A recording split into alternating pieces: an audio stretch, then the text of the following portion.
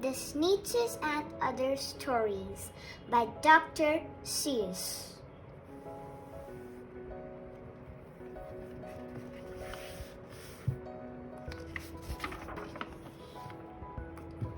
Now, the Starbelly Sneetches had bellies with stars. The Plain-belly Sneetches had none upon stars. Those stars weren't so big. They were really so small, you might think such a thing wouldn't matter at all.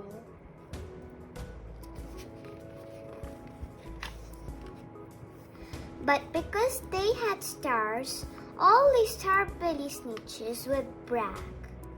We are the best kind of Sneetch on the beaches. With their snoots in the air, they would sniff and they'd snort. We'll have nothing to do with the plain-belly sort. And whenever they met some, when they were out walking, they'd saunter straight past them without even talking. When the Starbelly children went out to play ball, could a plain-belly get in the game? Not at all. You could only play if your bellies had stars, and the plain-belly children had none upon stars.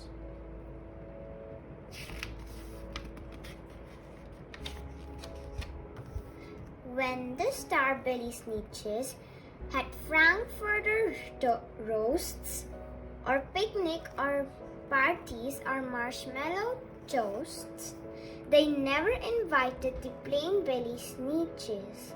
They left them out cold in the dark of the beaches. They kept them away, never let them come near, and that's how they treated them year after year.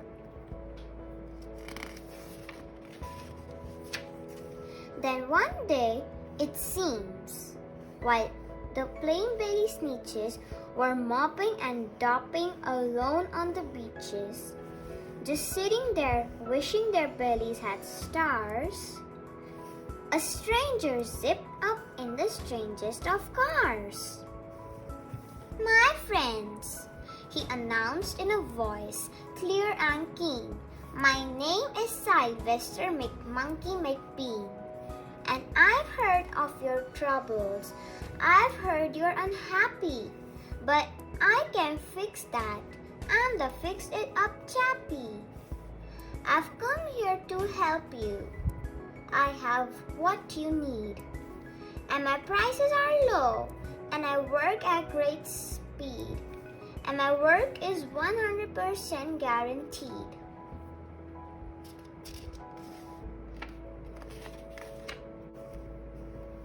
Then quickly, Sylvester McMonkey McBee put together a very peculiar machine.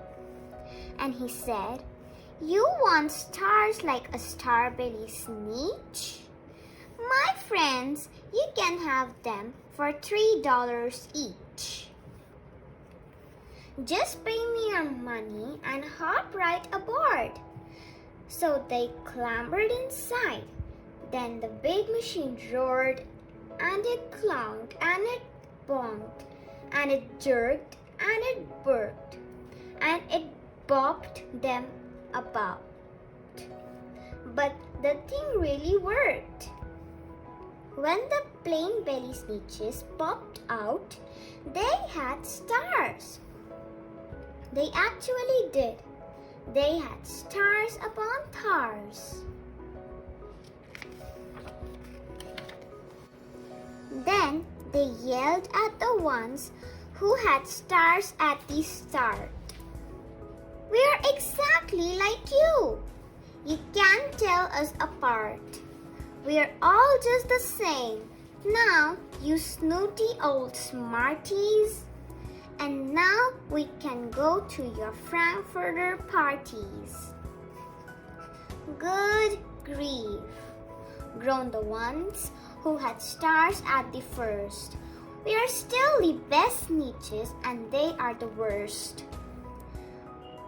But now, how in the world we will know? They all frowned. If which kind is what, or the way, or the other way round.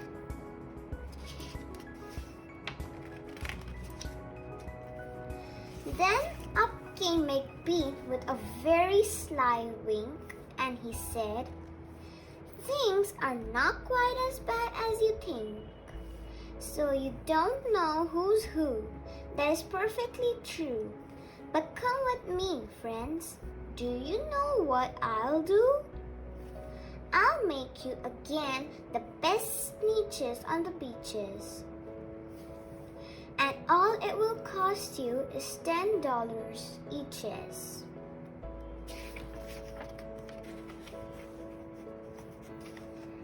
"Billy's stars are no longer in style," said McBean. "What you need is a trip through my star-off machine. This wondrous contraption will take off your stars so you won't look like Sneetches who have them on tars."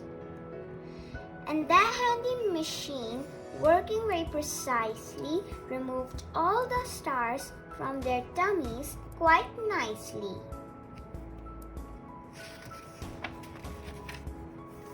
Then, with snoots in the air, they paraded about, and they opened their beaks and they let out a shout, "We know who is who! Now there isn't a doubt!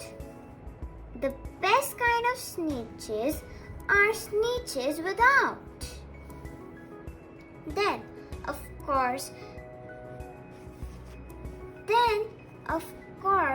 those with stars all got frightfully mad.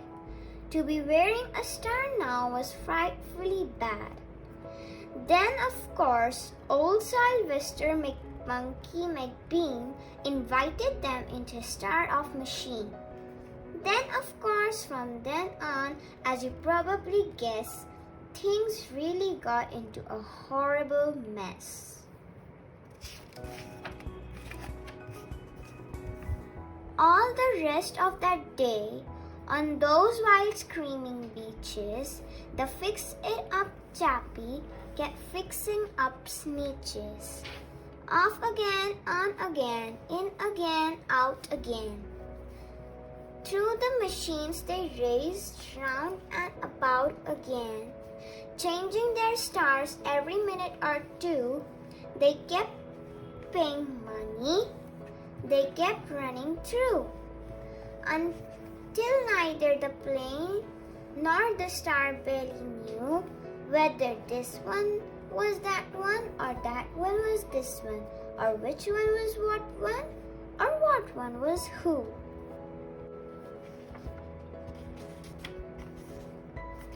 Then, when every last cent of their money was spent, the fixed-it-up chappie packed up and he went. And he laughed as he drove in his car up the beach. They never will learn. No, you can't teach a Sneetch.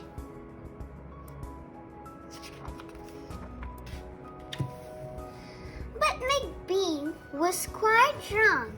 I'm quite happy to say that the Sneetches got really quite smart on that day. The day they decided that Sneetches are Sneetches and no kind of Sneetch is the best on the beaches. That day, all the Sneetches forgot about stars and whether they had one or not upon tars.